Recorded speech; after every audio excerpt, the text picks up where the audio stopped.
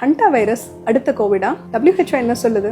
அது எப்படி ஸ்ப்ரெட் ஆகுது? அதை பத்தி பார்ப்போம். ஹண்டா வைரஸ்ங்கிறது ரோடன்ஸ், அதாவது எலிகள்ல இருந்து மனுஷனுக்கு வரக்கூடிய ஒரு நோய். 30க்கு மேல ஸ்பீஷீஸ் இருக்கு. இது வரைக்கும் மனுஷன்ல இருந்து மனுஷனுக்கு டிரான்ஸ்ஃபர் ஆனதுக்கான எவிடன்ஸ் இல்லை. பட் 2018 நம்ம அர்ஜென்டினால ஒரு ஸ்ட்ரெயின் இருக்கு. அதுக்கு பேர் ஆண்டஸ் ஸ்ட்ரெயின். அது மனுஷன்ல இருந்து மனுஷனுக்கு பரவுனதை கண்டுபிடிச்சாங்க. அங்க ஒரு எபிடமிக் வந்துட்டு சரியா போயிடுச்சு. இப்ப நம்ம MB ஹாண்டுராஸ்ல கண்டுபிடிச்சது அதே ஸ்ட்ரெயின் தான், Andes strain of hanta virus.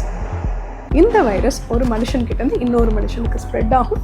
But spread வந்து ரொம்ப ஸ்லோவான ப்ராசஸ். அண்ட் செகண்ட், இது இன்ஃபெக்ஷன் போனால் ரொம்ப ப்ரொலாங்டு கான்டாக்ட் இருக்கணும். கேஷுவலாக டச் பண்ணுறதுனாலையும் கூட இருக்கிறதையும் பரவாது. ஒருத்தர் பெட்டை ஷேர் பண்ணிக்கணும், சாப்பாடை ஷேர் பண்ணிக்கணும், ஒரே ரூமில் ரொம்ப நாள் இருக்கணும். அப்போ தான் ஸ்ப்ரெட் ஆகும். ஸ்ப்ரெட் ஆன பிறகு சில பேருக்கு மைல்ட் சிம்டம்ஸோட முடிஞ்சிடும். சில பேருக்கு ப்ரொலாங் சிம்டம் ஆகி வென்டிலேட்டரில் மோசமாக நெமோனியா போய் உயிர் சேதமும் ஆகலாம். ஜென்ரலி அந்த சிம்டம்ஸ் ஆன்செட் இருக்கிற 1 நாள் 2 நாள் மட்டும்தான் ஒருத்தர்கிட்ட இருந்து இன்னொருத்தருக்கு பரவுற சான்ஸ் இருக்கு. அதனால தான் இவ்வளோ விரலண்டா இருந்தாலும் இது அடுத்த பேண்டமிக் வர முடியாதுன்னு கன்ஃபார்ம்டா சொல்றோம்.